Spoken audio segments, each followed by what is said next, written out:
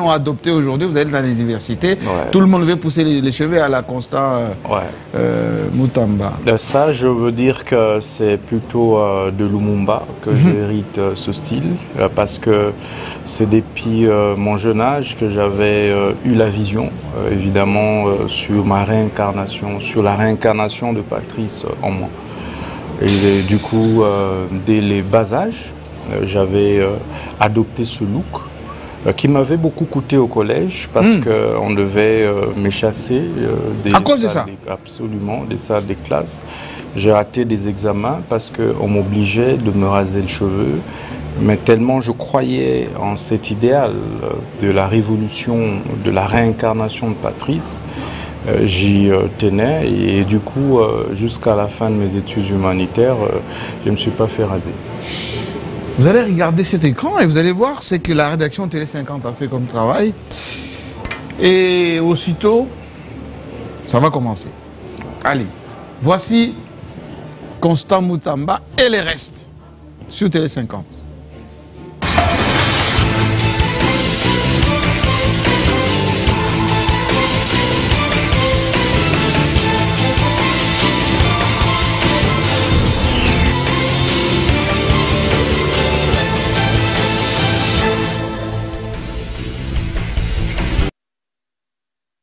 Le charisme, la densité capillaire, tels sont les traits pertinents de Constant Mutamba, ministre d'État en charge de la justice et garde des Sceaux.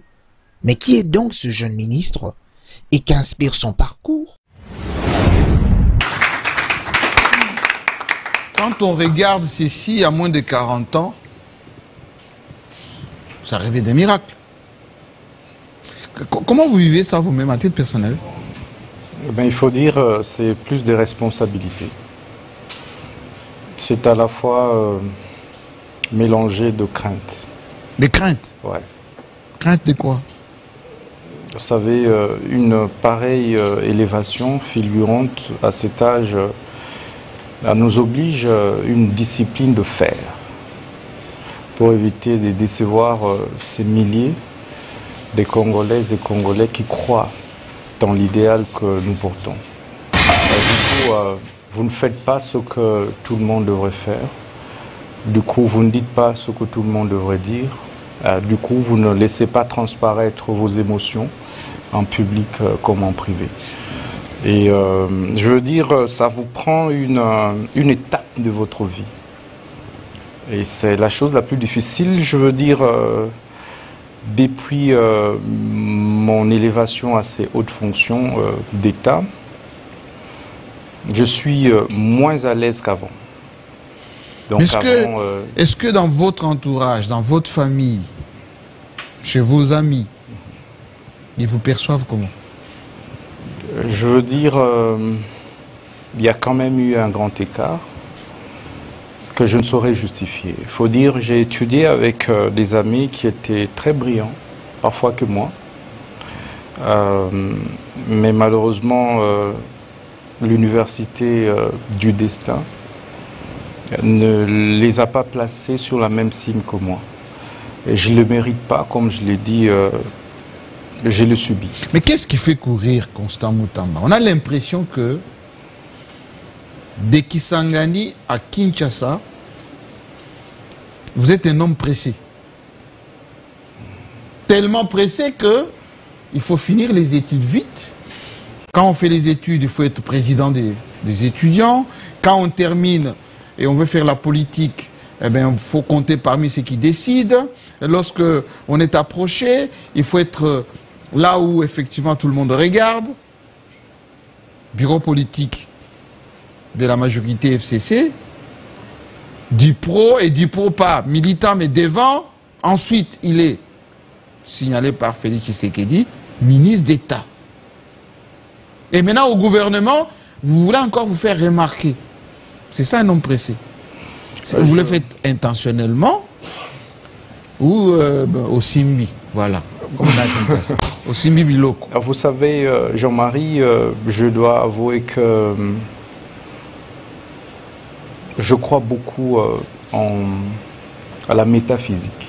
Métaphysique. Ouais. Je crois Comme beaucoup, disait François Mitterrand, les forces de l'esprit? Je crois beaucoup à l'inexistant. Je veux dire pas l'inexistant, mais à l'invisible. Voilà, c'est les termes. Je suis convaincu que nous sommes en réalité que ce que Dieu a décidé que nous soyons. Il est difficile d'expliquer cela. Je ne peux pas moi-même expliquer comment aujourd'hui j'en suis arrivé là. C'est pas un hasard. Je ne crois pas au hasard. Les hasards n'existent pas pour moi. Et donc, nous sommes l'aboutissement de la volonté d'un être suprême. Vous voyez, je considère toujours comme cette fourmi que je perçois en train de s'amuser et que je peux écraser. Et donc, je suis la fourmi et Dieu, c'est moi. Dieu me perçoit comme cette fourmi.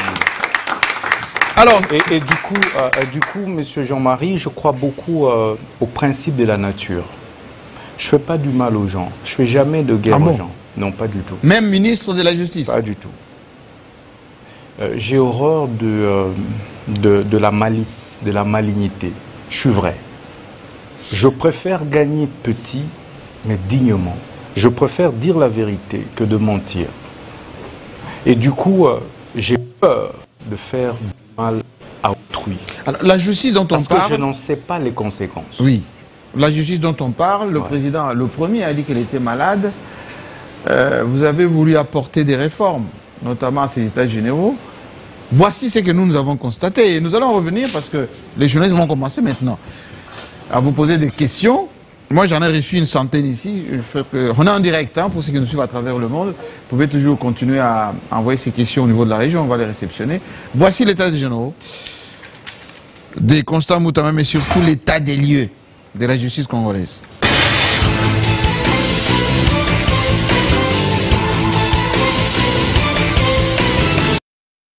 Jeudi 13 juin 2024, Constant Moutamba Tungunga prend officiellement le règne du ministère de la Justice et garde de Sceaux et lance la guerre à la prédation de criminels économiques et financiers ainsi qu'aux bandits urbains, trivialement appelés Kuluna.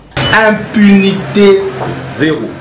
Avec son chien, Constant Moutamba traduit l'idée de sa lutte acharnée pour le redressement de l'appareil judiciaire congolais. Dès les premiers mois de sa prise des fonctions, Constant Moutamba a doté des engins roulants aux agents et cadres de la justice et aux inspecteurs et agents de la police judiciaire des parquets afin de fluidifier leurs mouvements et l'exécution de leurs tâches. Il y a des scientifiques qui disent toujours que chaque après 50 ans, il y a un monstre qui sort pour pouvoir donner une nouvelle lueur. Aujourd'hui, 50 ans après Kengo, à la tête de ce ministère, nous avions Moutamba Constant. Bienvenue réveiller la police judiciaire des parquets. Nous sommes dans la gloire infinie. Aujourd'hui, c'est le réveil de la police judiciaire des parquets. Ayant dans ses attributions la gestion du secteur pénitentiaire, le ministre Moutamba a apporté des réformes significatives, d'abord dans le programme des désengorgements de prisons sur toute l'étendue du territoire national, mais aussi avec la dotation des matelas en vue d'améliorer les conditions carcérales, notamment à la prison centrale de Makala, celle de Kabinda, de Goma et bien d'autres. Touchée par la grandeur de ces actes, la population n'est pas restée aphone. Nasepeli makasi ministre Moutamba, nasepeli makasi yaya, obimiselinga mwana na kombo mukawa bova. Félix Antoine Tshisekedi, merci vraiment na makambo ministre Moutamba sali. Tosepeli na oazo sala be ponja sombeli bana bazolala na se asali makambo minene ya. Aumela tamba matela ye kende muyabika. La justice congolaise était vraiment malade, plongée dans la misère la plus noire et la plus sombre de la planète pendant plus de 4 décennies. Mais au jour d'aujourd'hui, avec Constant Moutamba, c'est la justice congolaise dans l'innovation au temps présent. Avec Constant Moutamba, que dirais-je, c'est une thérapie endogène de proximité. Avec Constant Moutamba, je dirais carrément que c'est un signal fort pour une justice forte de demain. Constant Moutamba, à l'heure que nous sommes, n'est pas à l'impunité ni aux intouchables. Constant Moutamba veut ressortir une justice propre à la 4e République qui n'est pas la copie conforme de tous les régimes passés. Avec Constant Moutamba, je dirais carrément que c'est la grande bataille jamais livrée entre les valeurs et les antivaleurs. Pourquoi la justice congolaise est-elle malade? Quelle thérapie pour la guérir? C'est sous ce thème que la justice congolaise a été hospitalisée durant 10 jours dans les états généraux des justices. Ces assises historiques ont abouti à plusieurs recommandations dans la substitution du Conseil supérieur de la magistrature au Conseil supérieur de la justice. La justice, ce n'est pas la magistrature. L'État a organisé les états généraux de la justice et non pas les états généraux de la magistrature. Les états généraux de la justice doivent donc donner naissance au Conseil supérieur de la justice qui sera associé à la bonne administration de la justice dans notre pays. Le Conseil supérieur de la justice va reprendre et élargir les compétences actuelles du Conseil supérieur de la magistrature. L'une des réformes majeures apportées par Constant Moutamba est la bancarisation de tous les frais des justices, avec comme conséquence l'explosion de recettes du ministère de la Justice dans le trésor public. En sa qualité de garde de sceau, Constant Moutamba a mis en place le sceau officiel de l'État, lequel il a remis à plusieurs institutions afin de sécuriser les documents officiels de l'État et de contrecarrer les contrefacteurs. Grâce à l'opération Ndobo, plusieurs procès ont été ouverts contre les auteurs du banditisme urbain qui ont été condamnés par la justice avec comme effet immédiat la sensible baisse de ce phénomène dans tout le coin et recoin de la République démocratique du Congo. À travers la République, le numéro 1 de la justice congolaise a sillonné pour recueillir les dénonciations de la population au sujet des dérives judiciaires. Cette action est identifiée comme consultation populaire et grâce à ça, plusieurs ménages déguerpis illégalement ont recouvert leurs droits le plus légitimes.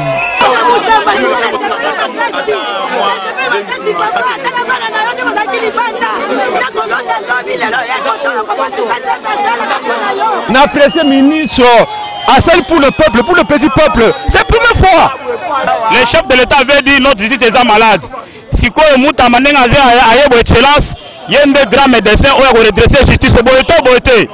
Dans l'actif du ministre d'État figure aussi la délivrance des permis de culte pour endiguer la recrudescence des lieux de culte, la réhabilitation du palais de la justice, la mise en place d'un service call center. La liste n'est pas exhaustive. À peine 9 mois, les traces de Constant Moutamba au ministère de la Justice sont indélébiles et serviront de baromètre pour ses successeurs un jour.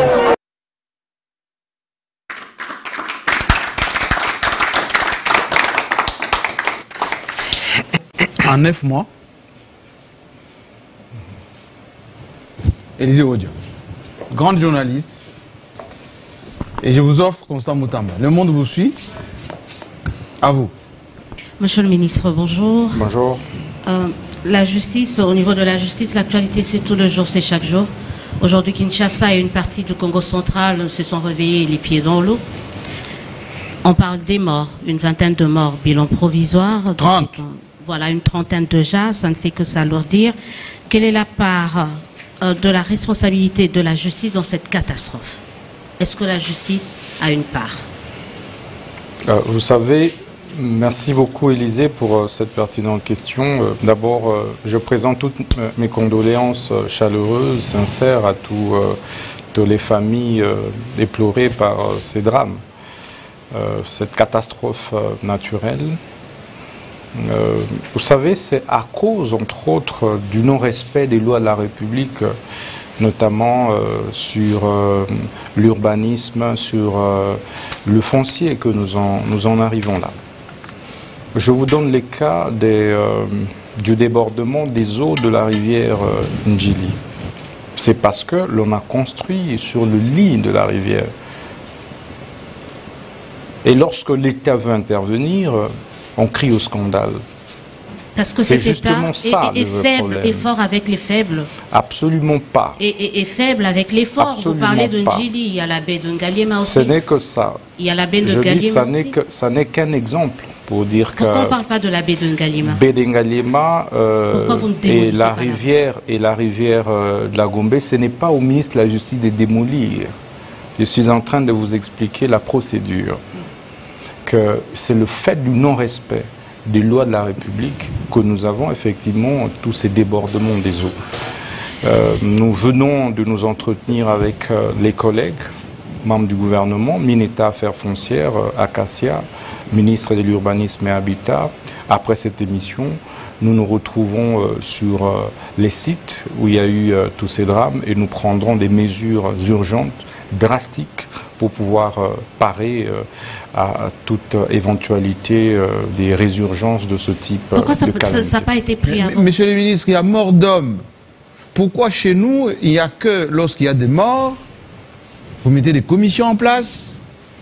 Mais les gens qui ont construit la rivière Gombe, par exemple, ça bouge de partout. Et qu'est-ce qu'on retrouve? Eh bien, les nababs du système, les hommes riches, les étrangers intouchables qui sont protégés par les colonels, les généraux. Pourquoi vous ne pouvez pas prendre des mesures, on va dire, souveraines, de faire respecter l'État? Vous savez, la compétence est d'attribution en droit public. Moi, ministre de la Justice, je ne peux pas me substituer en gouverneur de la ville de Kinshasa. Moi, ministre de la Justice, je ne suis pas juge au nom de l'indépendance du pouvoir judiciaire. Tout ce que je sais faire, c'est donner injonction au procureur, aux magistrats du parquet, conformément à l'article 70 de la loi du 11 avril 2013, qui m'en donne ce pouvoir. Vous l'avez fait? Et que donc, j'ai fait plus d'une fois des injonctions. On ne respecte pas? Non, il revient à chaque responsable de faire son travail. L'injonction que j'ai à donner n'oblige pas non plus un magistrat du parquet. C'est pas formalité. Parce que je ne peux pas interférer dans l'instruction. C'est juste une formalité. Au moment vous êtes en train de nous dire là maintenant. Non, je ne suis pas légalement, c'est aussi ça l'état de droit. Je ne suis pas habilité en tant que ministre de m'ingérer dans une instruction. Mais je peux vous rassurer que j'ai pris à mon niveau des mesures nécessaires. J'ai donné des injonctions nécessaires pour que, effectivement, ces genres d'état de choses ne se reproduisent pas. Mais il revient également à la population de comprendre que lorsque l'on va commencer à casser, que l'on ne crie pas au non-droit. Parce que c'est aussi ça le problème. Lorsque l'on va commencer, par exemple, à casser l'église Shekinah, parce que c'est cette église qui a construit sur, effectivement, la rivière Ndjili. Oui, vous et ça a bouché, maintenant l'eau ne respire plus, l'eau ne coule pas. Vous serez le premier à crier, à sortir dans la rue pour vilipender le chef de l'État, vilipender les autorités. Parce que dans l'autre côté, je reviens sur la question. Il revient. Vous allez laisser ceux qui ont construit la baie de Ngaliema, il faut faire les deux à la fois. Il ne faut pas faire de la fixation. Ce n'est pas une question de baie de Ngaliema ou de la rivière Gombe, c'est une question là où les forts holistique. ont construit aussi. Non, c'est une question holistique. Je vous parle de Shekinah, qui a plus de 100 000 fidèles. Ce n'est pas un moindre. Donc il ne faudrait pas ici faire de la stigmatisation. Ok? Donc allons sur des questions structurelles qui nous permettent de répondre aux problèmes structurels. Donc ici, le problème est réel, c'est que la population doit comprendre l'impératif de sauvegarder la tranquillité publique, l'ordre public, en laissant le travail, les gouvernants faire correctement leur travail. Sans interférence, sans pression quelconque. Et que les gouvernants doivent également agir en toute responsabilité, en mettant de côté des considérations liées effectivement aux immunités, aux privilèges de certaines fonctions. On reste sur les questions d'ordre foncier. Avant votre avènement à la tête de ce ministère, on nous donnait des statistiques comme quoi 60%, parlant des affaires ou d'affaires au niveau de la justice, étaient essentiellement fonciers. Est-ce que ça a changé? Vous savez, vous ne pouvez pas changer du jour au lendemain la source des conflits qui semblent être sociologiques aujourd'hui.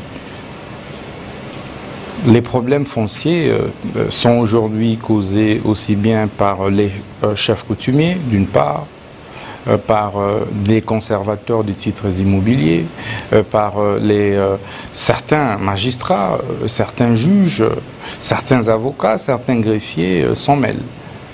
Et ce que nous faisons à notre niveau, c'est d'éviter évidemment débordement, qui est débordement des dédoublement des titres de propriété. En tout cas, depuis que nous sommes ministres de la Justice, vous n'avez plus entendu parler des spoliations, des dédoublements des titres. Vous pouvez vous renseigner. Les litiges qu'il y a actuellement et les quelques, ce sont ceux que nous avons trouvés, en tout cas au niveau de la justice, et nous sommes en train de les liquider. Nous avons réussi, en 9 mois de gestion du ministère de la Justice, de retourner plus de 5485 familles. Ouais. 5000 ouais. Dans leurs droits immobiliers. 5000 Congolais. Plus de 5485. Les statistiques sont vérifiables. Chaque semaine, je m'organise pour retourner au moins un Congolais dans ses droits. Jusqu'hier, pas plus tard qu'hier, nous avons été à la cité de la vallée de la Funa pour retourner toutes les mamans maraîchères dans leur site. Nous l'avons fait à Ndjili, nous l'avons fait à Antsele, au quartier Canada, et nous continuons à le faire ici à Lingwala. Nous l'avons également fait.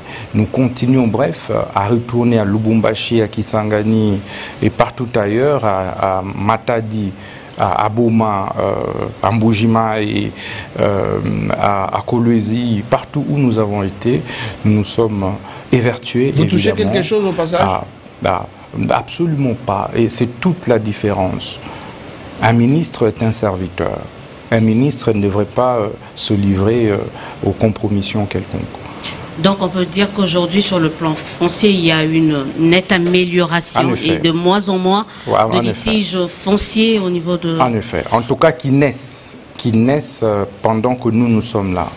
Il y a de moins en moins de litiges parce que nous avons réussi à démanteler les réseaux mafieux. En fait, tout ceci est créé par des réseaux mafieux qui s'organisent pour effectivement alimenter ces conflits immobiliers, mais aussi et surtout ravir des parcelles et des propriétés foncières à leurs Monsieur le ministre, avant que Élysée continue, parlons-en un tout petit peu de ces réseaux mafieux. Mais on dit qu'il y a le triangle. Ouais. Magistrats, avocats, et des commissionnaires ou des familles parfois véreuses qui proposent aux avocats des commissions, aux magistrats qui vont rendre la justice des commissions, et naturellement, il y a des Indiens, des Libanais qui sont dans cette boucle. Qu'est-ce que l'État congolais fait? Parce qu'il semble que même le patrimoine de l'État est spolié aujourd'hui avec la complicité des magistrats. En effet. En effet. Quel fait Constant Moutamba dans tout ça? Je veux vous rassurer que nous avons réussi, Jean-Marie, à démanteler plusieurs réseaux mafieux ici à Kinshasa et à l'intérieur. Et c'est ici les lieux de remercier les services d'intelligence, ça veut dire l'ANER, qui nous a beaucoup aussi accompagnés dans cet exercice. C'était des réseaux qui existaient, mais je peux vous rassurer, ça fait 9 mois. Depuis que nous sommes là, vous n'allez vraiment plus voir ces réseaux opérer comme ce fut le cas avant. Ils le savent qu'une fois informés, ils sont tout de suite arrêtés et déférés devant les instances judiciaires. Nous avons fait condamner en procédure de flagrance, même des chefs coutumiers. Ils sont là en prison. Chefs coutumiers? En effet. Ils sont là en prison. Vous allez en Ndolo, vous allez à Makala, vous allez trouver des avocats qui ont été arrêtés pour ça. Vous avez des greffiers qui ont été arrêtés pour ça. Et c'est ici les lieux de rappeler qu'il y a même des magistrats qui sont arrêtés lorsqu'il s'avère qu'ils sont impliqués dans l'escroquerie de parcelles ou du bien foncier d'un particulier. Alors on revient sur quelques questions d'actualité au niveau de l'appareil judiciaire, quelques décisions prises par la justice. 3 Américains condamnés pour tentative de coup d'État le 19 mai 2024 ont été graciés par le président Comeé. On se pose la question, pourquoi seulement ces 3 Américains sur le 39 qui étaient condamnés? Il n'y a pas que les 3 Américains, il y avait aussi le Belge. Ah oui, le Belge aussi. Voilà, il n'y a pas que les 3. C'était 39 condamnés. Oui, mais il n'y a pas que les 3. Donc il y a le 4, les 35 vous en faites vous quoi? ajoutez aussi le Belge alors. Voilà, je dis c'est le 4. Ils étaient 39 condamnés. Ah, très bien. Alors, donc ils sont 4 et il reste 35. Ah, très bien. Vous savez, la procédure de l'exécution de la peine de mort oblige le ministère public à solliciter ce qu'on appelle la grâce présidentielle, qui relève du pouvoir discrétionnaire du chef de l'État. Et il revient au chef de l'État d'apprécier selon le cas à qui accorder la grâce et à qui n'est pas accordé la grâce. Parce que cela dépend aussi des circonstances dans lesquelles l'infraction ou le crime a été commis. C'est le cas. Je n'ai pas interrogé au chef de l'État pourquoi est-ce que vous avez accordé une mesure de grâce, notamment sur la mutation des peines à tel ou tel condamné à mort. Donc on réserve cette question pour le chef de l'État. C'est un pouvoir discrétionnaire. On l'aura. C'est un pouvoir discrétionnaire. On aura à lui poser cette question. La Constitution et la pour nous éclairer sur ces genres de choses. La Constitution ne dicte pas des conditions pour le chef de l'État d'accorder la grâce. C'est son pouvoir discrétion. Il peut se réveiller un bon matin aujourd'hui et dire je gracie tel prisonnier politique. C'est aussi ça la Constitution. Il n'y a pas de critères. Il n'y a pas de critères. Bon. C'est lui-même qui est dit non, il n'y a pas de critères. La Constitution, on aura quand même, non, j'aimerais que l'on soit clair. L'État de droit postule que les gouvernés et les gouvernants soient tous soumis à l'autorité de la loi. Il nous doit des explications. C'est cela. Non, s'il vous plaît. Nous parlons droit. Non, nous parlons que ça. Le président de la République nous doit des explications par rapport à cette grâce présidentielle. Nous parlons droit. La question de la grâce est une question éminemment juridique. Et laissez que je puisse expliquer en tant que... La justice est rendue au nom de... Vous pouvez me laisser finir? La justice est rendue au nom du peuple. Mais exécutée au nom du chef de l'État. Oui, mais ce peuple a besoin d'une explication aussi sur certaines décisions prises. Est-ce que vous pouvez me laisser éclairer l'opinion? Allez-y, Excellence. Et donc, il est important de savoir que la grâce présidentielle, telle qu'est dictée par la Constitution de la République, est différente de la libération conditionnelle qui est un pouvoir reconnu au ministre de la Justice en ce qui concerne des libérations des condamnés. Pour ce qui concerne la grâce présidentielle, cela relève du pouvoir discrétionnaire. Il n'y a pas de conditions, encore moins des critères. C'est le président lui-même qui dicte dans son ordonnance les critères. C'est lui-même qui apprécie. C'est cela toute la différence. Alors que, pour ce qui concerne la libération conditionnelle reconnue au milieu de la justice, il y a toute une panoplie de conditions qui sont édictées par la loi du 15 juin 2023 sur les régimes pénitentiaires. Et donc il est important de savoir que la grâce qui est accordée par le président, en réalité, relève de son pouvoir discrétionnaire. Discrétionnaire, c'est qui n'exclut en rien le fait que nous, en tant que journalistes, nous devrions peut-être poser la question au chef de l'État. Hein? On revient sur une autre décision prise par vous, que certains ont considéré comme si vous mettiez une cible dans le dos de certains journalistes, Pero Luara, Irène Baingere. C'était ça la stratégie pour vous, de mettre une cible derrière ces deux personnes-là? Ah, les 4 millions.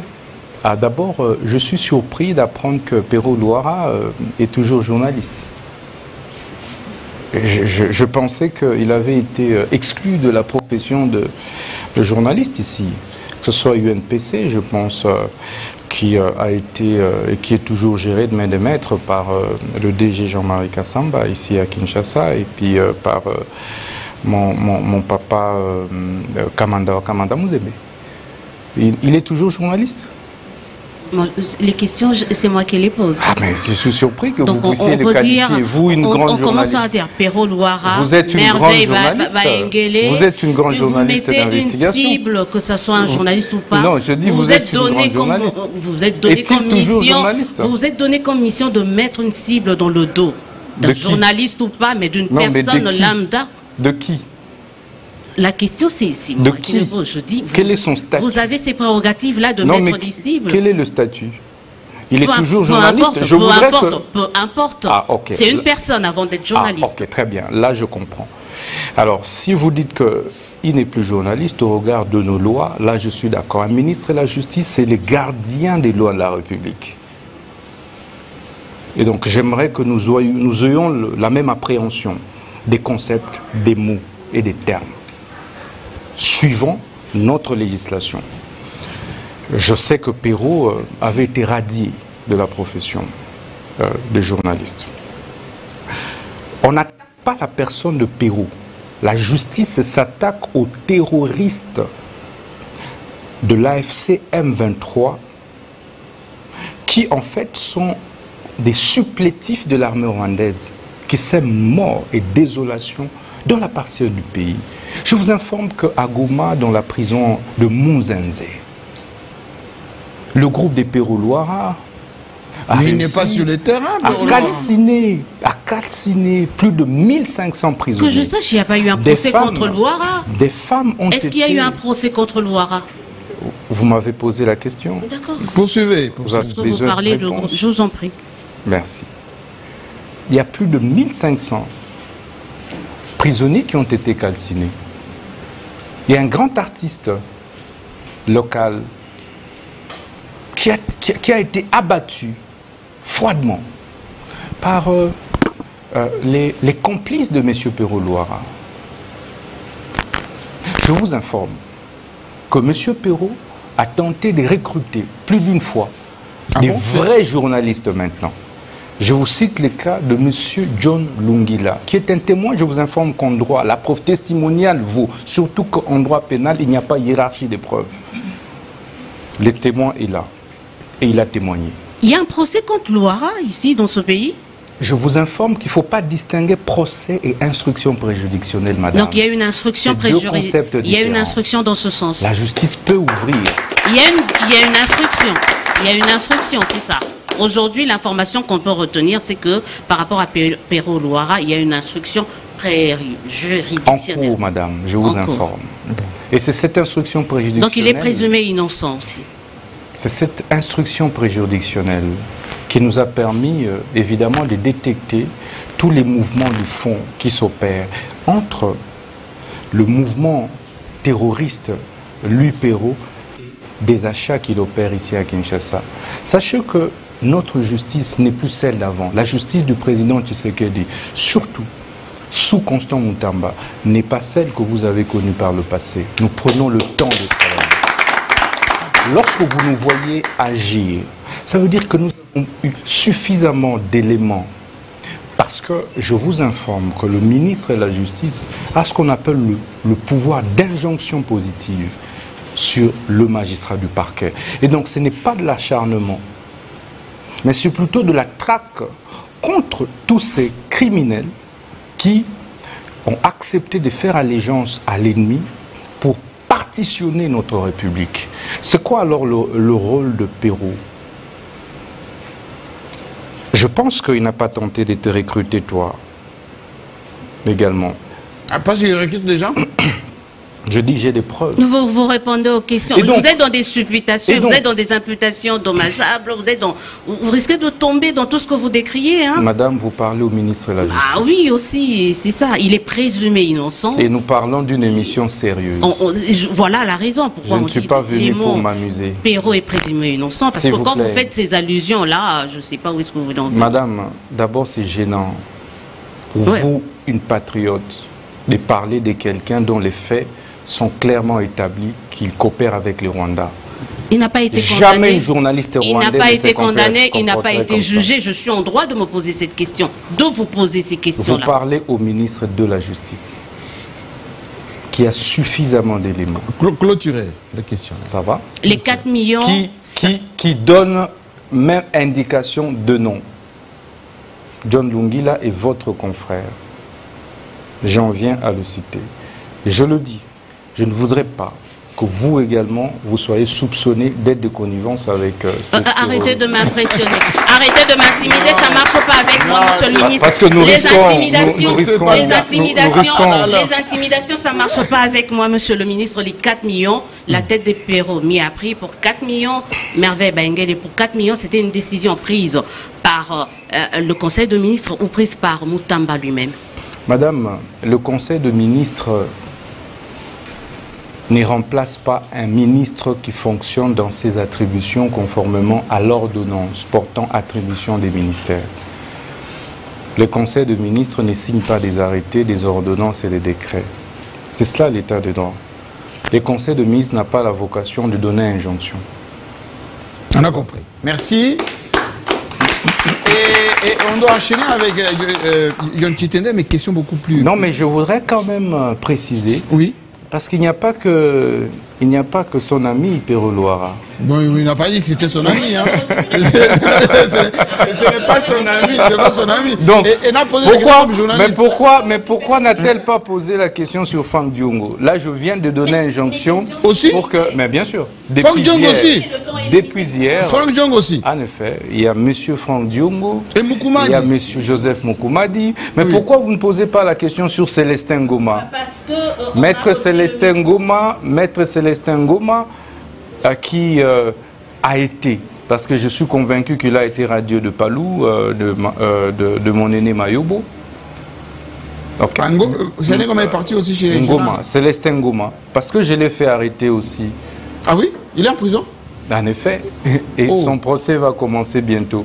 Tous leurs procès, vous allez les voir bientôt. Merci beaucoup. Parce que le travail a été fait, je vous le dis, avec autant de précision, autant de professionnalisme. Vous avez vu, vous auriez dû parler aussi des Nangas. Les Nangas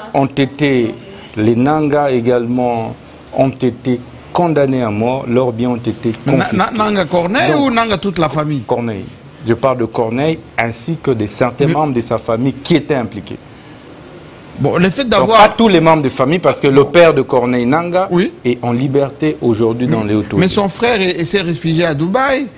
C'est bien ici inquiété. Il y a une dame d'ailleurs qui était assistante qui encore... On dit qu'elle a disparu. Jusqu'au moment, pose problème. Jusqu'au moment où je vous parle, il n'y a pas eu ouverture d'une quelconque action contre monsieur le sénateur Christopher Nanga.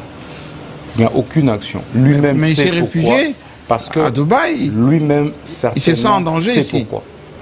Alors, John Chitende, juriste, journaliste, observateur très averti de ce qui se passe. Je vous donne le ministre. Bonjour, Excellence. Bonjour, Chitende. Je voulais prendre la balle au bon. Hein. Vous avez mis des millions, mais ça fait maintenant plus d'un mois. Monsieur le ministre, où en sommes-nous? Visiblement, personne ne veut de vos millions. Personne n'est preneur. Vous savez, lorsque le travail de la justice se fait avant des résultats, il n'a pas besoin de publicité. Vous vous rappelez encore que dans notre annonce, il y avait un numéro de contact. Je vous informe que des gens signent de contrats avec le ministère de la Justice. Il y a des contrats? Oui, des confidentialités. Donc aujourd'hui, Loara, Bailenge, il y a des gens qui ont signé des contrats sur leur tête. Il n'y a pas que eux. Je dis tous ceux qui sont recherchés par la justice. Et ce n'est pas une première dans notre pays, dans le monde. Aux États-Unis, on l'a fait plus d'une fois. Nous ne sommes pas le premier pays à le faire. Donc, ils sont recherchés, non pas pour être tués, mais pour répondre de leurs actes devant la justice congolaise. Non, mais vous recherchez des gens, il y en a qui sont localisés, ils roulent tranquillement à Goma. Où est-ce que vous les recherchez? Non, il ne faut pas jouer à ces jeux. Goma est sous occupation de l'armée rwandaise. Ce n'est pas sous occupation de l'armée congolaise. Ils roulent tranquillement où? À Kinshasa? Mais à Goma, c'est le Rwanda qui est là. C'est l'armée rwandaise que vous avez vu entrer par la frontière congolaise et qui occupe Goma. Et s'ils sont attaqués justement, c'est à cause de leur allégeance, complicité avec l'armée rwandaise pour ces morts et désolations dans cette partie est de notre pays. Donc il ne faut pas dire qu'ils roulent carrosse, ils sont en liberté. Non, ils sont en cavale. Autrement dit, Goma ne fait plus partie de la République démocratique du Congo. Non, il faut pas ces raccourcis dangereux et frauduleux. Goma fait bel et bien partie de la RDC, mais est sous occupation des forces étrangères, de manière illégale. Jusqu'à quand, monsieur le ministre? On a l'impression que vous êtes devenu comme anesthésié. Nous sommes en guerre. Lorsque c'était Bunagana, on disait oui, Bunagana c'est petit, ils ne vont pas faire les élections comme les autres. Mais c'est Goma. Monsieur le DG, nous sommes en pleine guerre. Nos frères RDC se battent. Mais on ne tire plus. Le chef de l'État, mais vous avez vu Walikale. Nos frères RDC se sont très bien comportés. Nous sommes en pleine guerre. Le chef de l'État ne ménage aucun effort pour se déployer sur le plan diplomatique. Pour récupérer Goma. Et il y a la Mineta Wagner qui fait aussi un bon travail dans son secteur. Nous, au niveau de la justice, nous faisons également le travail sur le front judiciaire. Votre adjoint, là, il est très actif. Chacun, en effet. Mon vice-ministre Samuel Mbemba, qui travaille, qui est en charge du contentieux. Okay. Nous travaillons chacun en ce qui le concerne pour pouvoir mettre fin à cette guerre à la partie est du pays. Parce que nous en parlons, monsieur le ministre, mettre fin à la guerre dans cette partie de la République, Constant Mutamba est-il d'avis qu'il faut directement négocier avec le M23FC? Écoutez, la question de la diplomatie ne relève pas du ministre de la Justice et garde Sceaux. C'est une question qui relève du chef de l'État et du ministre d'État en charge de la justice sous la coordination de la Première ministre. Posez-moi les questions sur... Je pose la question à un politique. Vous êtes d'abord... Vous m'avez invité en tant que ministre d'État et ministre de la Justice et non en tant que responsable politique. Je vous comprends. Monsieur le ministre, vous avez un flair incroyable parce qu'il vous arrive de sentir l'odeur du détournement et vous avez fait... Faites pas la provocation. Non, ça lui arrive. Tout le monde l'a constaté. Vous avez fait de la lutte contre les détournements votre cheval de bataille. Mais monsieur le ministre, 9 mois après, citez-nous un seul nom d'un détourneur des deniers publics que vous avez pu mettre derrière les barreaux ou c'était tout simplement un effet d'annonce? Vous savez, nous avons mené une bataille sans merci contre les détourneurs de deniers publics. Rappelez-vous de tous les cas d'arrestation qu'il y a eu à mon arrivée. Les cas Pélémongo, c'est les cas les plus emblématiques. Mais il est dehors, Pélémongo. Où est-il? Le ministre de la Justice n'est pas juge. Ah. C'est ça la loi, l'état de droit. Si nous avons fait des états généraux de la justice, c'est justement pour arriver à réformer notre système judiciaire. Je porte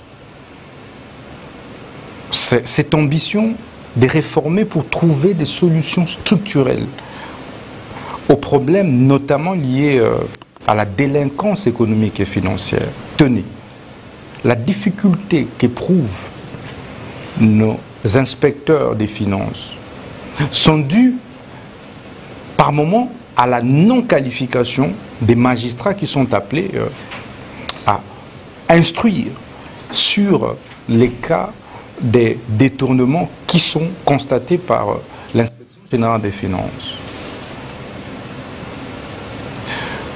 En droit congolais, généralement, l'on forme les généralistes. Il n'y a pas de spécialistes. Et surtout pas pour des questions des statistiques, d'économie, des finances publiques. Alors que les questions qui doivent faire l'objet d'instructions préjuridictionnelles et juridictionnelles sont hautement technique du point de vue statistique, finances publiques, économiques, etc. Mais chez nous, on condamne pour des crimes intellectuels. Hein. Et donc, du coup, entendu ça. Et donc, du coup, il est difficile, même pour moi en tant que juriste, en tant qu'avocat, initialement, en fait, de pouvoir interpréter les chiffres d'un inspecteur des finances. C'est pourquoi le chef de l'État nous a enjoint, et cela a été validé par les États généraux de la justice, de mettre en place le parquet financier. Le projet de loi avait déjà été élaboré, présenté au Conseil des ministres. Ça tarde énormément. On bloque ça? Non, on ne bloque pas. C'est une question de procédure. Dans les jours qui viennent, nous serons devant les honorables députés, les honorables sénateurs pour pouvoir présenter cette grande réforme de notre système judiciaire qui va désormais intégrer un tribunal pénal économique et financier auquel sera rattaché un parquet financier qui seront en charge évidemment de réprimer la délinquance économique et financière et seront sur le même pied d'égalité que les inspecteurs de finances, en tout cas du point de vue compétence et technicité. Quelle est finalement la réforme que Constant Moutamba voudrait bien laisser de son passage à la justice? La réforme des réformes. Très bien. La réforme sans laquelle vous n'allez pas vous estimer que vous avez fait un passage à vide à ces ministères. Vous savez, en 9 mois, nous avons apporté des réformes d'ordre normatif et des réformes d'ordre organique. C'est une première, en 9 mois. D'ordre normatif. Nous avons fait passer plus ou moins 9 textes réglementaires qui apportent des réformes substantielles dans notre système judiciaire. Le premier, le décret sur l'insaisissabilité des biens des entreprises publiques. Services publics, établissements, c'est très effectif. Là, je ne parle pas des projets. Hein. Donc, on touche mais plus. Nous parlons des réformes déjà apportées. C'est depuis le 21 août 2024. Aussitôt mais nous avons fait passer cette réforme. Aujourd'hui, les cas des saisies des comptes des entreprises publiques, en tout cas, a sensiblement été réduit. Sauf, évidemment, des brebis galeuses qui peuvent encore dans le... Qui font condamner les entreprises du portefeuille. Oui. La condamnation, effectivement, est différente de la saisie. Ici, je parle de la saisie. Et nous sommes l'un des premiers pays de l'espace OHADA à adopter cette réforme majeure. Vous pouvez vous renseigner. Ça, c'est sous Constant Moutamba. Nous avons fait passer l'arrêté interministériel qui a inséré ce qu'on appelle en droit comparé la caution judiciaire, mais en notre droit, la consignation des frais, qui passe désormais du montant au pourcentage. Aujourd'hui, vous ne pouvez plus postuler à des frais contre quelqu'un, contre une entreprise, sans payer l'équivalent d'un pourcentage quelconque du montant postulé. C'est réel. Et ceci a permis aux entreprises publiques de respirer. Vous pouvez aller au niveau des banques, et les juristes des banques vont vous le dire, il n'y a plus toutes ces tracasseries qu'il y avait avant, avec les huissiers de justice qui saisissaient à temps et à contre-temps les comptes des entreprises publiques, des services et établissements publics. Évidemment, il reste encore des petits cas litigieux que nous avons trouvés et sur lesquels nous nous penchons. Nous avons fait passer les décrets sur la gestion informatisée, numérisée, des dossiers ou procédures judiciaires devant les tribunaux de commerce. Ça ne s'est jamais fait. Désormais, tout sera dématérialisé au niveau des tribunaux de commerce, mais aussi au niveau des chambres commerciales, des cours d'appel. C'est une phase pilote. Mais dans le secteur de la justice, le ministre, comment vous voyez une question là-dessus? Il y a beaucoup de Mabokobank là-bas. On paye cash. J'en viens. Et parfois d'une manière arbitraire. Les cautions, tout ça, les frais judiciaires. J'en viens. Je finis avec les réformes, parce que c'est essentiel que notre peuple sache en 9 mois les réformes substantielles que Constant le ministre d'État, ministre de la Justice, garde Sceaux, Constant Moutamba, a porté, impulsé. J'ai parlé du décret sur la gestion intégrée, informatisée et numérisée. C'est une première et vous allez trouver ces décrets au niveau du journal officiel. Nous avons fait passer le décret sur les ressorts et sièges des cours administratifs d'appel. Jusqu'aujourd'hui, ça n'a pas existé. On a un ordre des juridictions administratives, mais en réalité qui n'a qu'une seule juridiction, c'est le Conseil d'État. D'où tous les conflits qu'il y a eu. Maintenant, nous allons les installer sur base du décret que nous avons fait passer. Nous avons fait passer le décret sur 4 décrets sur les régimes pénitentiaires. Le premier, c'est celui qui crée et organise la direction générale des administrations pénitentiaires. Ce décret vient unifier, je dis bien unifier, les 2 administrations pénitentiaires qui existaient avant, militaires et civiles. Aujourd'hui, c'est une seule administration. Les décrets sur les régimes pénitentiaires, les décrets sur les statuts des agents pénitentiaires. Nous avons fait passer également, et ça c'est il y a 2 semaines, le décret, et c'est l'un des décrets qui apporte une révolution dans le système judiciaire. Le décret portant création de l'inspection générale des services judiciaires et pénitentiaires. Vous avez vu, ça a créé... Mais ça existait, ça. L'inspection existait. Avant, nous avons eu un inspectorat des services judiciaires. Et donc, les compétences étaient totalement limitées. D'abord, l'inspecteur général était nommé par le ministre de la Justice. Ok. 2, les magistrats inspecteurs nommés par le ministre de la Justice et ne pouvaient pas contrôler les hautes juridictions. Aujourd'hui, avec notamment la réforme, les magistrats. Notamment les magistrats. Avec la réforme que nous avons impulsée. Désormais, les magistrats inspecteurs sont recrutés sur concours. L'inspecteur général judiciaire aura le rang du premier président de la Cour de cassation et que par conséquent, il pourra contrôler et même les actes, je veux dire, des magistrats des hautes juridictions. Ce qui n'a pas existé avant. Les inspecteurs généraux, donc général et ses adjoints, seront désormais nommés par le chef de l'État. Il y a autant d'autres avancées que nous avons apportées à ce niveau. Au niveau maintenant des textes et des lois, je suis dans le cadre normatif. Au niveau des textes et des lois, savez-vous que nous avons fait passer, nous avons déjà une panoplie de plus ou moins 10 projets de loi, déjà alignés, je veux dire. Alignés. Et je dis alignés. Parquet financier, sur le barreau, ça veut dire sur la profession d'avocat et de défenseur judiciaire, sur le CSM. CSM. En effet, l'intouchable CSM. Sur la Cour constitutionnelle, sur le code judiciaire militaire, sur le code pénal, sur le statut de magistrat,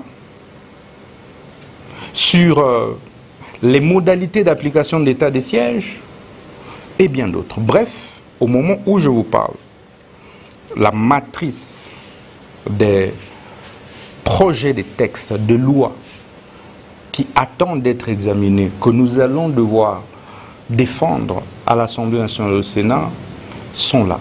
C'est plus de 8. Je veux dire en 9 mois. Et comment ont-ils été élaborés? C'est des commissions et des commissions qui ont été mises en place.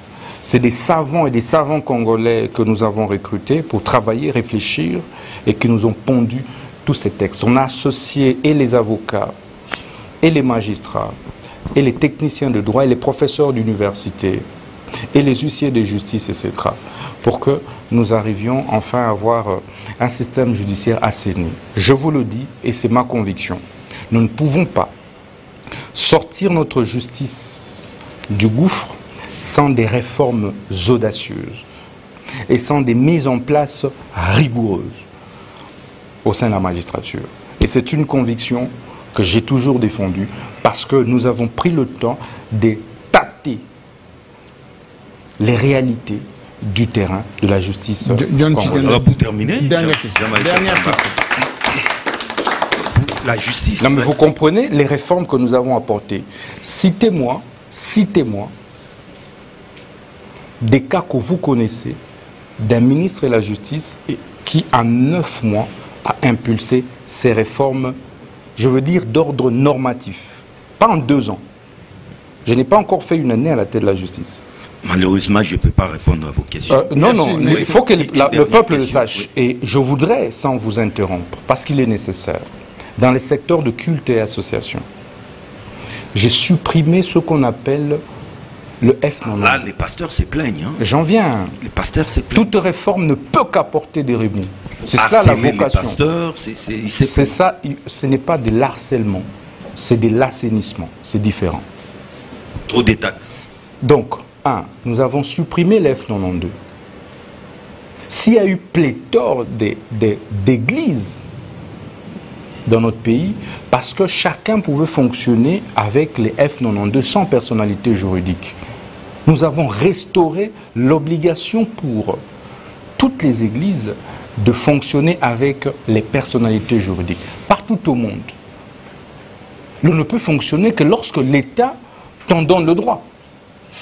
Mais le droit ici en République démocratique du Congo est donné et reconnu par qui? Ce n'est pas arrêté du ministre de la Justice qui accorde la personnalité juridique. Et depuis, nous avons signé plus de 750 personnalités juridiques. Et nous en signons. Celui qui est en droit, nous lui accordons sa personnalité juridique. Nous avons refait la procédure d'octroi des certificats de nationalité. Désormais, c'est contre-vérifié par la DGM, par l'ANER. Ceci nous a permis de détecter plus de 150 demandeurs de certificats de nationalité qui étaient des étrangers, qui bénéficiaient même de nos passeports.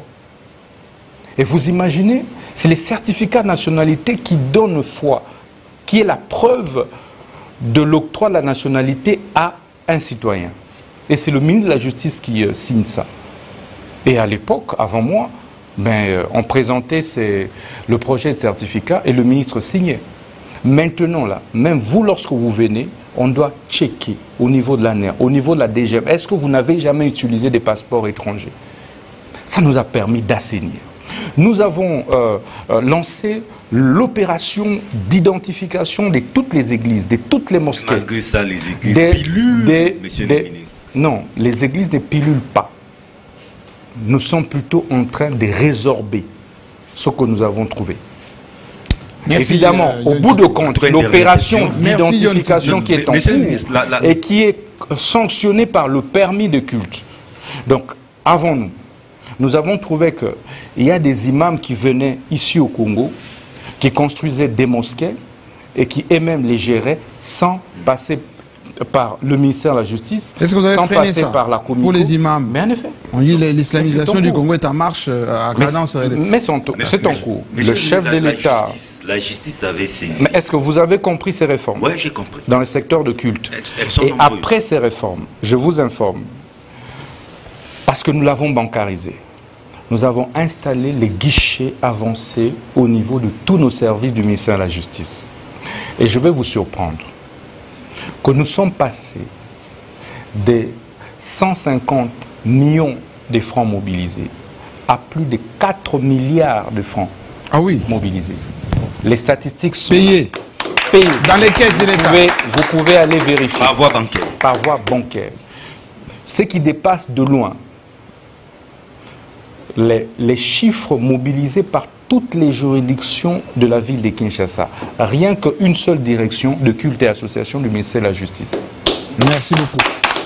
Merci John Kitende. Voyez-vous les réformes que nous avons apportées? C'est quoi? Non, c'est-à-dire la justice avait saisi les biens de quelques cadres de M23 AC. Vous avez tenté de les vendre publiquement, ça n'a pas du tout marché. Qu'est-ce que vous avez fait de ces biens? Non, il ne faut pas dire que nous avons tenté de les vendre. Ça n'a pas marché parce que moi-même, je pouvais aussi non, mais personne n'a acheté. Non, ce n'est pas que personne n'a acheté. Nous avons décidé de pouvoir y loger les services de l'État, tout simplement. L'État s'en a accaparé. Donc, déjà opérationnel. Puisqu'il y avait une décision de justice de confiscation, je vous informe.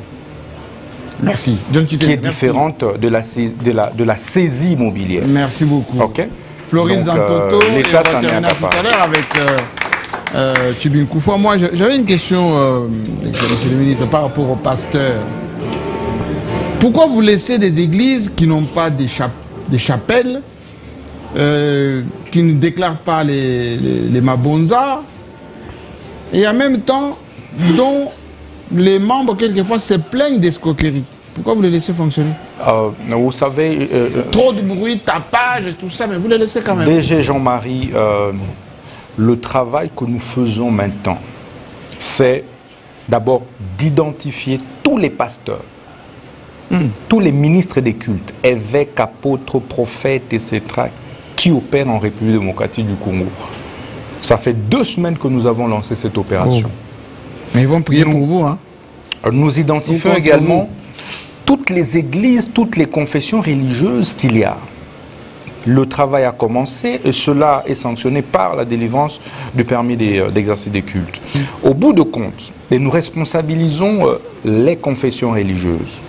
Désormais, personne n'obtient de personnalité juridique pour une église s'il se fait, 1, identifier par le ministère de la Justice, 2, par la confession religieuse, se faire parrainer par sa confession religieuse. Ça devient sérieux là. Il faut appartenir des églises à 12 membres, non, ça disparaît ça. Nous leur avons accordé 3 mois. C'est comme ça que vous voyez déjà des remous.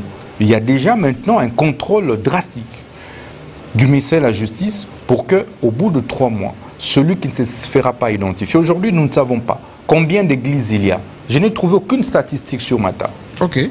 Combien d'églises il y a en République démocratique du Congo? Combien de pasteurs il y a? On a combien de prophètes? On a combien d'évêques? On a combien d'archevêques au pays? On a combien de mosquées? On a combien d'imams? Donc, au bout de 3 mois, nous serons capables de dire que Floride Zantoto est un imam. Monsieur le ministre, j'aimerais revenir une petite parenthèse par rapport à vos prouesses financières issues de la bancarisation, mais j'ai rencontré un avocat qui a dit que vous n'avez pas bancarisé. Vous avez tout simplement multiplié des guichets. La bancarisation existait avant Constant Moutamba. Ben écoutez, c'est un jeu de mots. Je ne voudrais pas entrer dans les jeux de mots. C'est vrai. C'est pas une polémique. C'est pas une polémique, mais vous n'avez pas bancarisé, c'est ça? Non, nous avons évidemment sur bas des textes qui existent. Déjà, le processus de bancarisation avait été lancé... bien avant vous? Bien avant, non, pas le ministère. Au ministère de la Justice, je suis le premier à faire ça. À bancariser? Bien sûr. Il y a des gens qui payaient par la banque avant vous? Je dis la bancarisation des services qui relèvent du ministère de la Justice, c'est le ministre de la Justice qui vient l'opérationnaliser. Merci. Pour preuve, avant moi, les statistiques pour 2023, vous pouvez aller vérifier au niveau de la DGRAD. 2023, avant mon arrivée à tête du ministère, le service de culte et association avait mobilisé pour toute l'année et toute la République. C'était plus ou moins 150 millions de francs congolais pour toute l'année. Avec mon arrivée et le système de bancarisation installé, j'en suis à plus de 4 milliards de francs congolais. 4 milliards. Vous pouvez aller vérifier. Les statistiques sont là. Je dis, c'est de loin plus que les statistiques et chiffres qui ont été mobilisés par toutes les juridictions ici à Kinshasa. Monsieur le ministre, le président de la République, Félix Tshisekedi, a affirmé par 2 fois déjà que l'ancien président de la République, Joseph Kabila, était responsable de l'AFC. Pourquoi est-ce que vous n'engagez pas des poursuites contre lui? Et pourquoi est-ce que vous ne saisissez pas ses biens autant que vous l'avez fait avec Corneille Nangaa et tous les autres, Moukoumadi et Franck Diongo? Lorsque je vous dis que l'instruction préjuridictionnelle est une instruction inquisitoriale, ça veut dire secrète. Ce n'est qu'au bout de compte que nous allons effectivement établir la responsabilité pénale claire de M. Joseph Kabila. Nul n'est au-dessus de la loi. Les enquêtes sérieuses sont en cours. Pas que sur la personne de l'ancien président de la République, mais sur même tous les responsables soupçonnés d'être des connivences avec le Rwanda, qui serait aujourd'hui proche du président honoraire Joseph Kabila. Vous avez vu les premières interpellations. En fait, c'était le fait de l'injonction du ministre de la Justice. Avec Nkoumadi et Franck Diongo, ça n'a pas traîné. Si, ça a traîné. Qui vous dit que ça n'a pas traîné? Vous avez plutôt vu les résultats de l'aboutissement des enquêtes. Lorsque ça le sera pour les autres, vous le saurez. Mais sachez qu'un travail de fond se fait. Mais croyez-moi, les aventures d'autres temps ne vont plus se répéter. Monsieur le ministre, l'article 168 de la Constitution stipule que les arrêts de la Cour constitutionnelle ne sont susceptibles d'aucun recours et sont immédiatement exécutoires. Alors, cette Cour a produit son premier arrêt, RP 001, dans l'affaire Boukangalonzo, et a déclaré être incompétente de pouvoir juger un ancien Premier ministre. Et puis après, cette même Cour est revenue sur le même problème en évoquant ce qu'on appelle un revirement jurisprudentiel. Quelle est votre lecture en tant que ministre par rapport à ce dossier? Vous savez, il ne me revient pas en tant que ministre de la Justice de commencer à commenter les arrêts des hautes juridictions de notre République. Je vous ai dit, la conviction qui est la mienne en tant que ministre de la Justice, c'est d'apporter des réformes courageuses. Je viens de vous parler d'un projet de loi sur la réforme de la loi sur la Cour constitutionnelle. Donc vous en verrez les contenus le moment venu. Mais dites-moi un petit peu, est-ce que vous avez un problème personnel particulier avec les conseillers supérieurs de la magistrature ou vous voulez régler des comptes avec eux? Qu'est-ce qui se passe? Vous avez une certaine appréhension particulière? Qu'est-ce qui se passe? D'abord, monsieur le DG, je ne sais pas ce que vous entendez par appréhension particulière. Il n'y a aucun problème. Le pouvoir judiciaire, en réalité, au sens global du terme, pas au sens stricto, tel que repris dans l'article 149 et suivant la Constitution, je dis au sens global, kaléidoscopique, nous sommes un. Et je pense que nous travaillons tous pour implémenter la vision du magistrat suprême. C'est son Excellence, Monsieur le Président de la République. Mais il est vrai que nous pouvons avoir des divergences, des vues sur l'approche du travail. Par exemple. Mais eux, les CCM disent, vous n'avez pas droit d'être membre. Voilà. Le président de la République n'a pas le droit d'être membre de CCM. C'est ce que je dis. C'est cela la démocratie, justement. Oui. Et donc, il y a les conservateurs, ça veut dire les tenants de ce qui existe maintenant et qui pensent que rien ne doit changer. Et il y a les réformistes. C'est juridique, ça? Et nous sommes... Vous pouvez être à la fois exécutif et puis vous allez dire le droit, ou plutôt être par exemple être membre du Conseil supérieur magistrature. Oui, les magistrats assis là. Non, c'est une... non, d'abord il faut faire la démarcation, la différence des choses. Partout au monde, je crois que c'est un débat qui a été alimenté et conclu au niveau des États généraux. Partout au monde, aujourd'hui, le Conseil supérieur de la magistrature est composé des magistrats et de non-magistrats. J'aimerais vraiment que ce soit clair. C'est pas une affaire de professionnels? Non, pas du tout. Parce que c'est juste un organe de gestion des magistrats, en fait de la magistrature en réalité. Oui. Alors qu'est-ce qui se passe par exemple en France?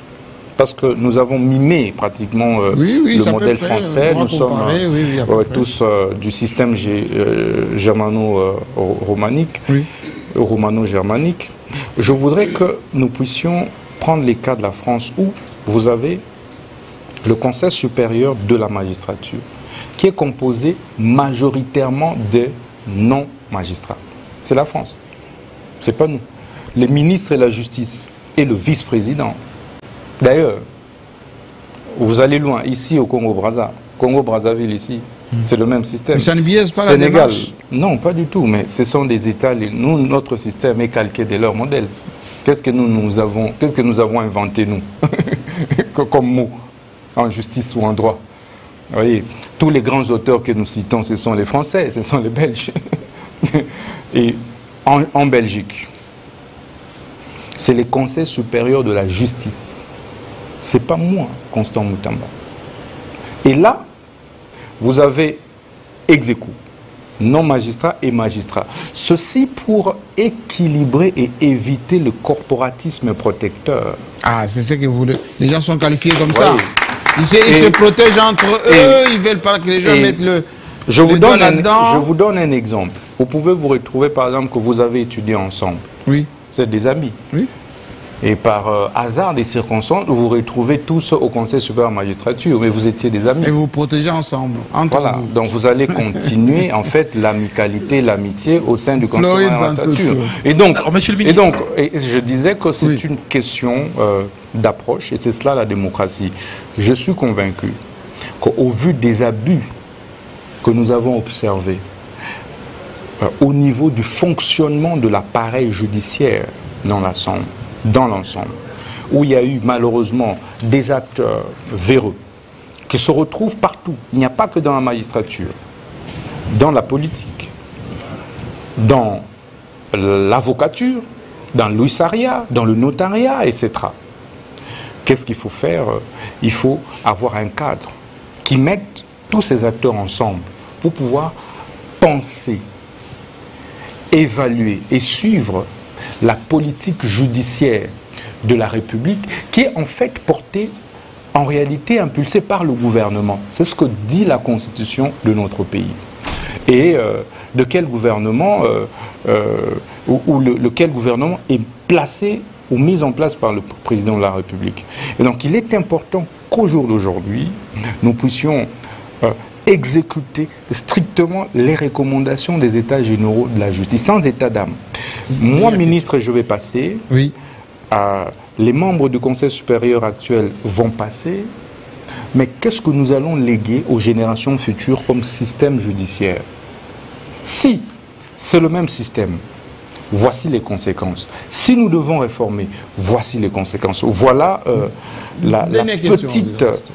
Monsieur le ministre, les avocats ont apprécié à juste titre la mise en place par vous de la Commission nationale chargée d'examiner la régularité dans l'exécution des décisions judiciaires, même si c'est quand même assez lent. Mais on dit que vous-même vous interférez dans les décisions judiciaires. Un exemple, l'alimentation Régal à la 7e rue a été déguerpie. Mais vous auriez envoyé votre propre conseiller au nom de Louange pour réinstaller... Un conseiller qui s'appelle Louange. L'alimentation Régal. C'est une question qui vient d'un avocat. Oui, d'abord, je ne voudrais pas répondre au cas par cas, au cas isolé. Ce n'est pas les cadres. Si cet avocat a des soucis, vous savez, j'organise des journées portes ouvertes, des consultations. Il y a un numéro vert par lequel on m'atteint directement. Vous-même ou c'est un opérateur qui... Mais la décision avait déjà été prise. Moi-même. Je peux vous rassurer qu'il y a beaucoup de fausses décisions de justice. Fausses? Ouais, qui circulent. Et parfois, je vous ai parlé des réseaux mafieux qui opèrent à l'insu des chefs des juridictions. Parfois qui mettent des noms des magistrats et juges déjà morts. Oh! Qui font des actes de signification qui n'existent pas. Ça veut dire que la première décision qui avait été prise, elle était il faut y aller, non, il faut y aller mollo. Nous, j'aurais plutôt été surpris si vous avez dit que j'étais corrompu pour prendre une décision. Mais vous voulez vérifier? Là, je serais surpris. Oui. Mais si c'est pour remettre de l'ordre dans la société, je ne trouve pas d'inconvénient. Et c'est ce que vous avez fait? Je vous informe que la commission que nous avons mise en place, effectivement, c'était ça, les réformes sur le plan organique dont je parlais. On a mis en place cette grande commission chargée de veiller à la bonne exécution des décisions de justice. Pourquoi? Parce qu'il y a une séparation nette des fonctions entre la fonction de dire le droit qui revient au juge et la fonction d'exécuter sa décision de justice. le constituant, les législateurs congolais ont séparé ces fonctions pour éviter des abus. De telle manière que toi-même qui prends une décision de justice, tu ne peux pas l'exécuter. Tu ne peux pas le signifier. C'est quelqu'un d'autre. Pourquoi? C'est pour veiller que la décision que tu as prise s'est conformée aux lois et à la Constitution de la République. Et cette fonction revient aujourd'hui aux huissiers de justice qui relèvent du ministre de la Justice. Et à côté, vous avez l'inspection générale des services judiciaires pour contrôler est-ce que telle décision de justice n'est pas une fausse décision de justice. Et c'est comme ça que, statistiquement, vous avez une réduction drastique de taux d'exécution barbare des décisions de justice. Vous n'avez plus les scandales comme ce fut le cas avant. Parce que tout passe par cette commission que nous avons réussi à installer dans certaines provinces et l'ambition c'est de pouvoir l'étendre. C'est des commissions mixtes. Vous avez dedans les magistrats inspecteurs, vous avez les huissiers de justice, vous avez effectivement les représentants du ministère de la Justice. Et jusqu'ici, en tout cas, 90% des dossiers qui ont été traités, qui sont passés par cette commission, ont été rigoureusement traités à la satisfaction de notre population. C'est pourquoi vous-même, vous l'avez admis, qu'il n'y a plus trop de tensions sociales dues aux exécutions des décisions de justice. Avant notre arrivée au ministère de la Justice, chaque jour, vous aviez au moins un scandale sur les réseaux sociaux. Oui, oui. Mais bon, mais là, il y a beaucoup, sur les exécutions. Il y a moins de dossiers. Aujourd'hui, il y a moins de dossiers qui fuitent. Ils ont peur. Il y a moins, non, parce que nous les traitons. Justement, celui qui va exécuter, c'est vraiment celui qui aura requis la vie favorable de cette commission. Alors, monsieur le ministre, avant qu'on termine cette émission, moi, j'ai eu beaucoup de questions sur les conditions de travail des magistrats. Les tribunaux qui siègent toujours sous les arbres. Vous allez dans des juridictions où les magistrats ne sont pas payés, il n'y a pas de courant. Qu'est-ce que ça a changé? Est-ce que votre palais est terminé d'abord? Parce que quand on passe devant, on est impressionné. Monsieur Jean-Marie,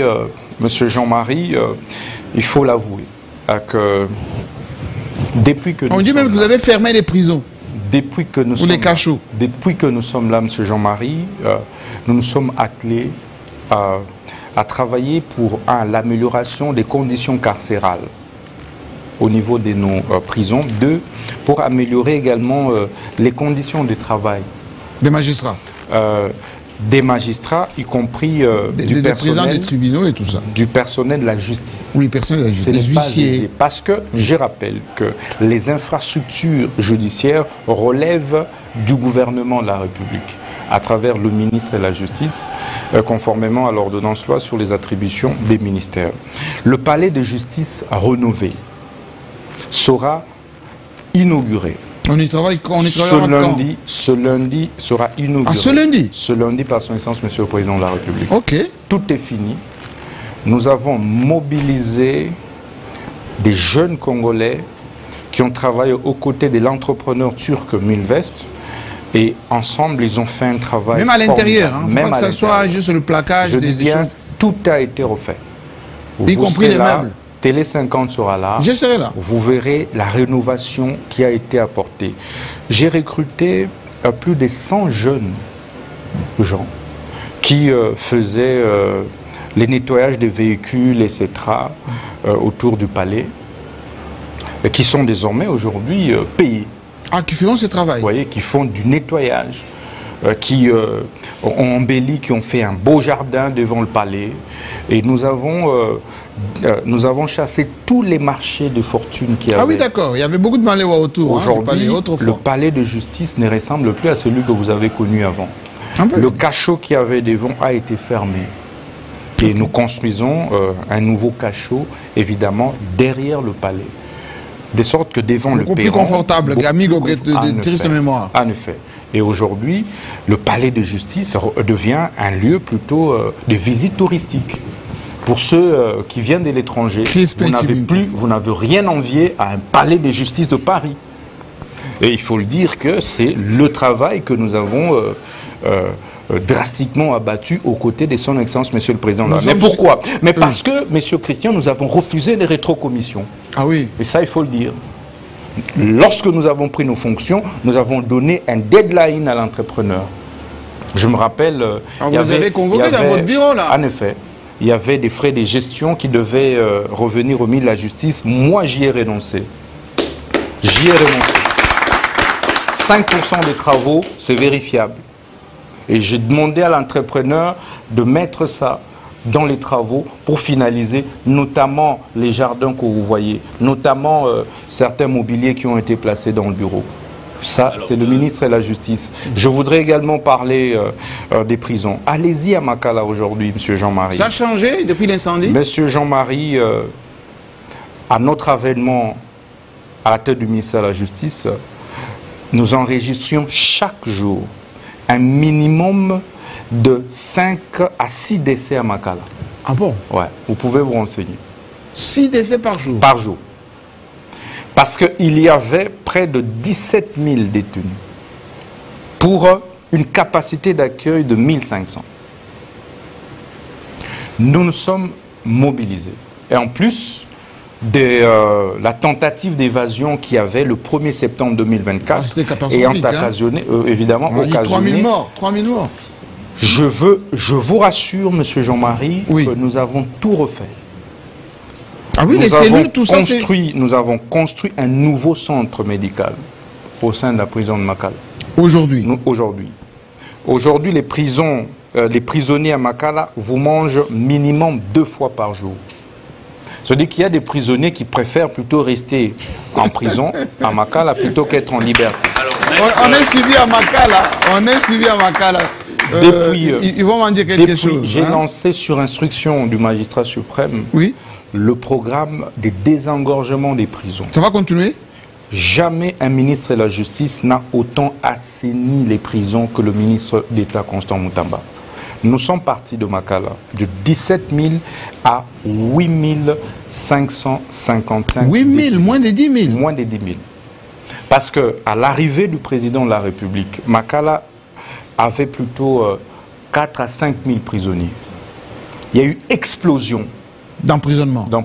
Et nous en sommes souvent arrivés... avec nous en sommes arrivés... Des prévenus. Nous en sommes arrivés à 17 000. Il y avait donc parfois mort des prisonniers par étouffement. Nous avons trouvé des prisonniers à Makala qui n'arrivaient plus à marcher. Nous avons trouvé des prisonniers à Makala qui n'arrivaient plus à se tenir. Et qu'on transportait sur des brouettes. Nous avons tout assaini. Parce que nous nous étions étonnés en nous disant, mais Makala ne devrait pas constituer un lieu de sacrifice, un mouroir. Et aujourd'hui, vous avez un système assaini. Aujourd'hui, il faut le dire. Oui. J'en viens. Nous avons lancé, depuis hier, samedi 5 avril 2025, la construction des 4 grandes maisons d'arrêt dans la ville de Kinshasa. 4. De quelle capacité? L'une a la capacité de plus ou moins 2500 détenus. Ça, c'est vers les centres Siforco.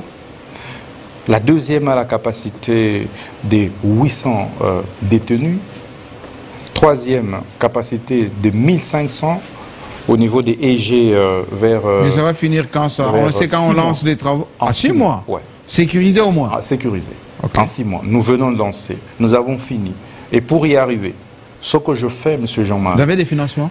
En effet. Bon. Ce que je fais, M. Jean-Marie, je me rassure d'une contre-expertise. Si d'ailleurs ça a pris un peu de temps pour lancer, c'est parce que à chaque fois que je constate une surfacturation, j'exige la réduction. On refait le contrat, on refait le travaux, on refait tout. Et ce qui fait que maintenant que nous sommes sûrs qu'il n'y a pas de surfacturation, il n'y a pas de rétrocommission, que nous lançons les travaux. Nous lançons la construction de la nouvelle grande prison d'une capacité de 20 000 places parce que nous délocalisons Makala. L'espace trouvé, l'entrepreneur... 20 000, ça sera installé où? À Menkao. Ok, c'est non loin de Kinshasa, après l'aéroport. Après l'aéroport. Sur la route de Bandundu. Donc, 20 000 places. 20 000 places. La semaine prochaine, je vais à Kisangani où je vais lancer la construction d'une prison moderne de plus de 2000 places. Est-ce que vous allez arrêter les plaies? Et ça, les coulons en cravate, là, les politiciens des tourneurs. Ça, c'est déjà fait.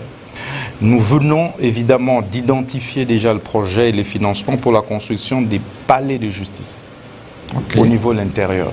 Donc on a jusqu'ici identifié un palais de justice à Cabinda, où nous réhabilitons aussi la prison. À Cabinda, il n'y a rien. Il n'y a rien. Pourtant, vous êtes ministre de la Justice. Il n'y a rien. À Mbujima, il n'y a rien. Ben oui. Il n'y a même pas de palais, il n'y a même pas de cour d'appel de bâtisse. Et la prison de Mbujima, on peut y entrer par le toit, par la côté. Voilà. Bon. Nous lançons également de construction de ce côté-là. Nous avons lancé les travaux de construction avec le gouverneur de Haut-Ouélé d'une nouvelle prison à Isiro, que je vais aller visiter. N'oubliez pas qu'à Saké, on avait déjà lancé la construction d'une nouvelle grande prison à Saké, parce que nous voulons délocaliser celle de Mounzenzé. Malheureusement, les terroristes du M23 et l'armée rwandaise s'en sont accaparés. Bref, pour vous dire les efforts que nous avons fournis à l'espace de 9 mois. Donc l'ambition pour nous, c'est qu'au bout de compte, nous avons identifié et nous lançons les travaux pour Chikankasa à Bouma. C'est une prison de haute sécurité. Vous avez été là-bas, on a vu une prison en pleine brousse. C'est là que nous allons d'ailleurs envoyer les grands détourneurs des deniers publics. Merci beaucoup. On a terminé l'émission. Deux petites questions avec vous. Moutamba. Vous l'appelez maître? Oui. C'est un juriste, un avocat. Non, non. Quand le ministre ne peut plus être avocat. Comme ministre... C'est incompatible. Comme ministre de Justice. Ouais. Ma première question, est-ce que toutes les décisions que vous prenez, est-ce que vous vous référez à la loi ou vous dites, je le prends pour laver mon image et créer beaucoup plus d'ancrage? Parce que là, j'ai vu les documents tout à l'heure, vous avez obtenu 36 000 voix, peut-être que prochainement, ça peut atteindre 3 millions de voix. Ah ben, vous savez, mon cher frère, je ne travaille pas pour des ambitions politiques à venir. Je sers le président de la République et le peuple congolais. Parce que l'avenir, il n'y a que Dieu qui le sait. Surtout pour les questions d'ambition présidentielle. Le président Tshisekedi, comme il est là, c'est Dieu. Par contre, je suis convaincu qu'un ministre, c'est tout d'abord un serviteur. Qui doit se disponibiliser pour les citoyens. 2. La confiance que le président de la République m'a placée, je veux dire à 36 ans, faire de moi ministre d'État, ministre de la Justice et garde-sceau de la République, c'est énorme.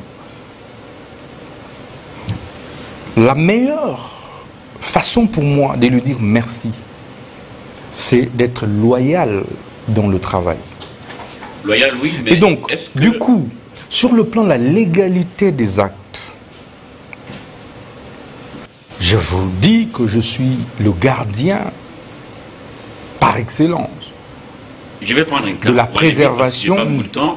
Pour aller vite, sur base de rumeurs des réseaux sociaux, vous avez instruit les officiers de la police judiciaire afin d'enquêter sur le procureur près la Cour de cassation en fonction. Est-ce faisable sur le plan du droit? Et aujourd'hui, quelle est la suite de ce dossier, monsieur le ministre? D'abord, je n'ai jamais instruit un procureur pour faire une enquête sur le PG Cassation. Ça, c'est d'une part. D'autre part, je vous informe que la clameur publique peut effectivement constituer un élément déclencheur des poursuites. Ah, clameur publique judiciaire, en effet. Sur les biens et tout ça? Ça, c'est sur la base de l'ordonnance loi de février 1978 sur la répression des infractions dites flagrantes. Donc, le ministre de la Justice, sur la base de l'article 70 de la loi du 11 avril 2013, peut donner injonction d'ouverture d'enquête judiciaire ou de poursuite judiciaire sur la base de la clameur publique. Ça veut dire quoi? Au moment où nous sommes sur ce plateau, Mais s'il y a clameur publique contre vous, je peux instruire en tant que ministre de la Justice pour qu'on vous poursuive. Bon, autre question, oui, pour terminer. Oui. Je me suis réjoui ici du fait que 5000 citoyens congolais, n'est-ce pas, ont récupéré leurs maisons, qui ont été spoliées. Il y a d'autres victimes qui cherchent à vous voir, vous fermez des portes, on se demande si vous avez des mains liées.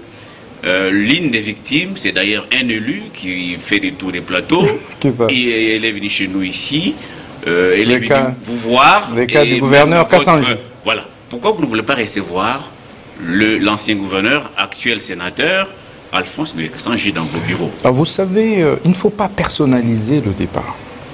La justice est incolore, inodore et insipide. Le cas, puisque vous voulez de la singularité, le cas de mon aîné, l'honorable Ngoï Kassanji, est en cours de traitement. En cours de traitement? En effet. La commission chargée de veiller à la bonne exécution des décisions de justice s'y penche. Et les jours qui viennent, le rapport me sera transmis et nous prendrons des dispositions nécessaires quant à ce. Si la parcelle qu'il se dispute avec mon aîné Mokia lui appartient, eh bien, il va recouvrer ses droits. Merci la justice n'a pas de, pas de couleur. Une dernière question. Alors, 30 secondes. Qu'est-ce qui vous répond à ceux qui pensent que dans votre politique de désengorger les prisons, notamment celle de Makala, vous avez libéré beaucoup de Koulouna aujourd'hui qui sèment terreur et désolation à Kinshasa? D'abord, est-ce que le phénomène Koulouna a commencé avec les libérations que j'ai accordées à Makala? Merci beaucoup. Oui. Monsieur le DG. Allez-y. Mais qu'en dites-vous de la politique, de la lutte contre les banditismes urbains que nous avons menée de main des maîtres, appréciée par tous les pays de l'Afrique de l'Ouest? La traque des Koulouna, dans le cas de l'opération Ndobo, qui est menée de main des maîtres par le VPM intérieur Jacquemin Chabani, et puis Zéro Koulouna, qui est menée par nous-mêmes dans le cadre de l'organisation des procès en flagrance et transfèrement de ces Koulouna dans les prisons de haute sécurité. Nous avons restauré l'exécution, annoncé la restauration de l'exécution de la peine de mort contre tous ceux qui se livrent à ce type de pratiques. Mais c'est vous-même qui êtes monté encore au créneau à travers certaines ONG des droits de l'homme pour commencer à crier les noms de Moutamba. Moutamba, etc., ONG des droits de l'homme, etc., et tout et tout. Mais pourquoi vous ne parlez pas de l'efficacité de cette opération menée par le ministre de l'Intérieur et de la Justice aujourd'hui? N'est-ce pas que le taux de criminalité urbaine des Koulouna a sensiblement diminué dans la ville de Kinshasa? Merci. N'est-ce pas? Monsieur il y a même, j'ai même vu une dame à travers les réseaux sociaux qui voulait s'offrir à moi comme deuxième femme. Mais justement, mettez-vous debout. Mettez-vous debout parce que l'émission est terminée. Parce que quand vous parlez de deuxième femme, est-ce que vous êtes marié, vous avez des enfants? Et puis politiquement, le conseiller spécial du président est en train de consulter en ce moment. Vous ne faites pas tout ceci en vue de ces gouvernements d'union nationale qui se profilent à l'horizon, parce que le président a dit je veux des hommes intègres avec un certain profil. C'est pas calculé tout ça? Vous savez, monsieur Jean-Marie, je suis un serviteur. Ce pays a tant souffert de sa classe politique, mercantile, qui saute sur toutes les occasions pour se positionner et repositionner. Je pense avoir accompli un devoir. Lequel? C'est celui qui m'a été assigné par son Excellence, Monsieur le Président de la République. Tenter de redonner confiance en la justice congolaise. Et aujourd'hui, je pense humblement qu'une bonne partie de notre peuple est d'accord avec nous que cette confiance se restaure petit à petit. Est-ce que vous êtes contre la justice? La justice est sortie de son état de maladie chronique, en tout cas vers la convalescence, parce que nous lui avons administré une thérapie de choc. Est-ce que vous êtes contre les vieux? Parce que très souvent vous dites, mais ces gens-là qui font la politique, ils ont quel âge aujourd'hui? Nous, nous voulons fabriquer la justice de demain. Vous êtes contre le vieux? Non. Vous avez moins de 40 ans, oui, certes, vous avez la chance d'être déjà ministre. Mais il y en a qui deviennent ministres à 60 ans. Qu'est-ce que vous allez faire d'eux? Pas contre les vieux, oui, mais je suis contre des nouvelles idées, des nouveaux projets. Je suis pour la rupture. La rupture dans la gouvernance politique.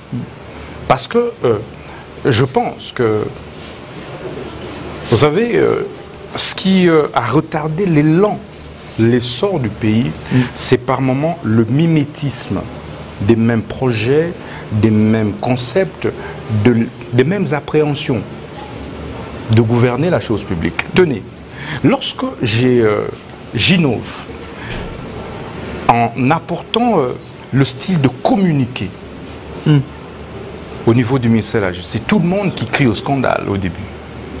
Violation de la loi. Mais lorsque j'explique que non, au vu de l'ère du numérique et sur la base du devoir de redevabilité qui pèse sur les gouvernants, un ministre en réalité devait faire savoir ce qu'il fait. Qu'est-ce que vous faites? Si vous ne le faites pas savoir, ben les autres diront ce que vous ne faites pas. Et c'est très dangereux. Et heureusement, quelques mois plus tard, j'ai vu que presque tout le monde commence à faire comme vous, à communiquer. C'est ce que nous voulons apporter comme dose nouvelle dans la gouvernance. Je vais vous laisser... Oui. Il faut au maximum nous débarrasser des tares de gestion du passé. Et pour y arriver, il faut impulser une nouvelle dynamique de gestion. Tenez, lorsque vous regardez sur les réseaux sociaux, je n'ai rien contre les autres. La guerre qui est menée à l'est du pays par le chef de l'État, les FARDC, etc. Les ministres qui sont au devant de la scène, en prenant tous les risques possibles, c'est qui? Ils ont quelle tranche d'âge? Jeunes. Ils sont jeunes. On a compris. Faites le constat. On a compris. Donc, la jeunesse est une ressource importante pour la relance d'un pays. Alors, je vais vous laisser retrouver vos collègues là. Je voudrais même chuter que oui. Il est important aujourd'hui de s'appuyer sur la jeunesse. La jeunesse peut beaucoup donner. Vous savez, le chef de l'État, Tshisekedi, était le seul qui croyait en moi. Aujourd'hui, beaucoup de gens le jour où il m'a nommé, je suis convaincu qu'il est le seul qui voyait ce qui allait se passer après. Beaucoup de gens avaient des doutes. Et je reste vraiment convaincu que beaucoup de gens avaient des doutes. Beaucoup de gens hésitaient. Mais est-ce qu'il sera à la hauteur? Mais est-ce que ce ministère de la Justice ne va pas l'avaler? Mais 9 mois après, quel constat vous faites? Est-ce le ministre qui a avalé le ministère ou c'est le ministère qui a avalé? Merci beaucoup.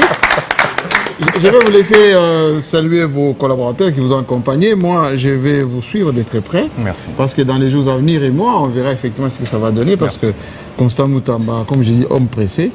Vous n'avez pas dit que vous avez des enfants. Vous avez des enfants? Ah, mais vous n'avez pas dit que j'ai également créé l'école de criminologie. Ah bon? Ça, c'est une réforme majeure.